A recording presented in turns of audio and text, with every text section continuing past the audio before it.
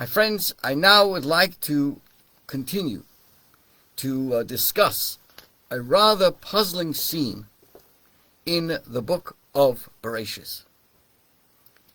And that is, it depicts the birth of Jacob's youngest son. Let's step back for a moment. Watch this scene unfold in front of you. Jacob's wife, Rachel, had excruciating labor pains, and she realized that she would not survive her ordeal. And in her final moments, Rachel looks down on her newborn infant with infinite tenderness and profound emotion. And with the last ounce of strength that she had left, the Torah says, Vatikra Shmo, she named him, Rachel named her child Ben Oni. Ben Oni translates the son of sorrow. I'm not talking about the son of Sam. I'm talking about the son of sorrow. But Jacob was dissatisfied with that name. For we are told, look it up, Va'aviv karaloi Binyamin. And his father called him, the same child, Binyamin, the child of strength. That's the translation. At what was his son's birthbed and his beloved wife's deathbed, Jacob overruled Rachel, vetoing her dying wish. Now, I've read this story many times, and I've struggled to understand Jacob's conduct. Previously, when his children were born, Jacob had been happy to leave the name name the selection to the mother. We also know that he loved Rachel deeply. Remember, he had served her father Lavan for 14 years specifically so he could marry her. So what's going on here? So why then did he intervene in this instance and refuse to comply with his beloved wife's last wish? She wanted to call this child Ben Oni. He steps in and says, hello, I want to call him Benjamin. Think about this. In the ancient world, particularly in the Torah, one's name was more than just an identifying label for future social security. It declared something to the world about who you were and what you stood for. A name expressed an ideal to which its bearers were expected to dedicate their best efforts and talents. It was a destiny.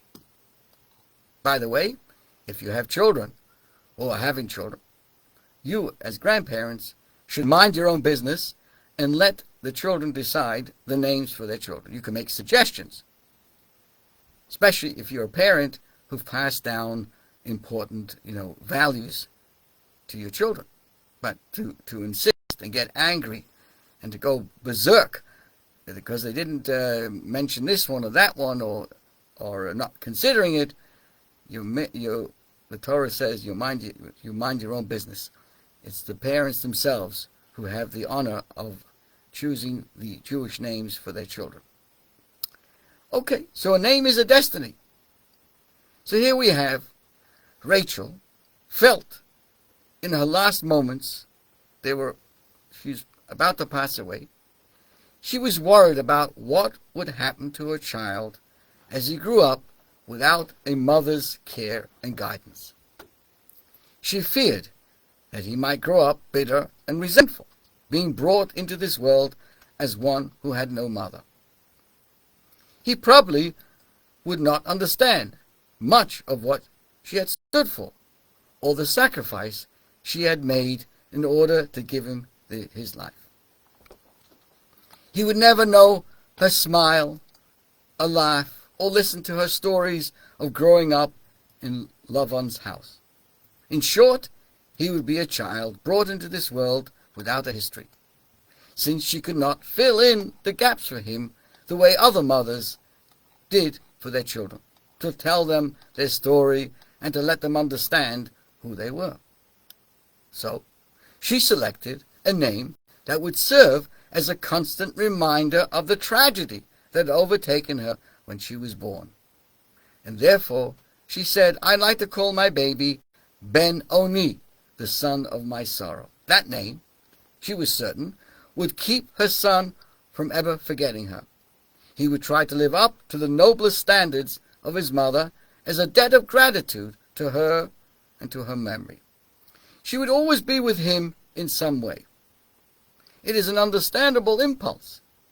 Parents inevitably imbue their children with a complicated mix of wishes and fears for what they might become. They watch carefully as the children grow, trying to steer them right. I was reminded of this process a few years ago when I heard a 9/11 memorial service on the radio. The widow of a firefighter spoke of how her teenage son was getting himself caught up in the life of crime. Her husband had sacrificed his life to save others, and now his son was a bully. Robbed of the opportunity to have the male role model he so badly needed. She was heartbroken, and she felt like a failure. She just couldn't do the job of a husband as well as her own. One evening, she told her son the following story. There was a couple who yearned for a child of their own. After many years and many visits to the medical specialists, the woman conceived. But when she was about to give birth, the doctor informed her husband that something had gone horribly wrong, and either the mother or the child might be saved, but not both. The husband favored saving the mother, but when the mother heard of her husband's decision, she was furious. If the baby would not be saved, she would commit suicide. So then both lives would have been taken away. So reluctantly, and with deep misgivings, the doctor saved the baby, and of course tried mightily to save the mother. And as he had feared, however, sadly, she passed away. In time, the baby grew up to be a strong and handsome boy, but without the softness and the gentleness of a mother to guide him in his formative years, he grew up to be selfish and nasty.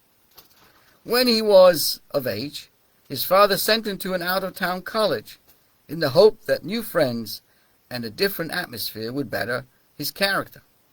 But the reports that he received were very discouraging here too. His son was continuing to go down the wrong path. One day, the father sent his son a letter telling him to come home immediately. An urgent matter had come up. That's what he wrote. It's like the story about the guy sends a telegram. He says, "Start worrying now. Details to follow." The young man, fearing the worst, took the first available plane home. His father met him at the airport, but instead of explaining why he had asked him to come home, he drove him to a remote cemetery and stopped at a well-kept grave. There he told his son, for the first time, the story of his birth and how his mother had died. After finishing the story, he said to him, my son, now that you know that your mother died in order to give you life, turn around and face her tombstone and tell her whether it was worth it." After sharing this story with her son, the firefighter's widow turned to him and said, "I can't take you to your father's well-kept grave because he is buried somewhere underneath the World Trade Center. But the next time you're on the street causing mischief, look up at the New York skyline and remember his sacrifice and ask yourself if it was worth it." Her words had an immediate and immense effect. "My son is no angel," the woman said, as she spoke to the other mourners at the 9/11 memorial service. But since that night, he had made a dramatic turn for the better. And that, I think, is what Rachel had in mind when she named her boy Ben-Oni, the child of pain. She wanted him to remember her sacrifice, to face her tombstone, as it were. Of course, we can understand her intentions. She was doing what she could do to ensure that her example would outlast her. But Jacob overruled her deathbed wish and named their son Benjamin, which translates child of strength. Why? My friends, again, I suggest you go over to the window to take in the strength, take in air, because what I'm about to share with you is mind-boggling. Why did he change the name? Because he wanted the child to remember Rachel's strength and courage, not her pain and death. He wanted strength and courage to be her legacy and to be the story the boy would tell himself as he grew up into a young man. Precisely because he loved and admired Rachel, he wanted Benjamin to focus on how she lived, not on how she died. He equally did not want Benjamin to grow up in the shadow of Rachel's tombstone, but in the glow of her radiant life. Benjamin, the child of strength. Benjamin, the child of courage. Rachel would always be with him, but it would be the Rachel who had been bright and brilliant, the Rachel who let nothing daunt her, who was always resourceful and resilient.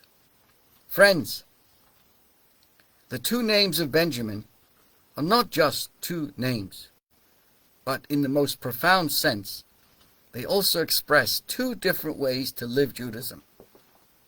The first is animated by suffering, loss, and tragedies. It is haunted by anti-Semitism. The second defines us not as an object of persecution, but as agents of an exceptional vocation. And what is that? God's ambassadors on earth.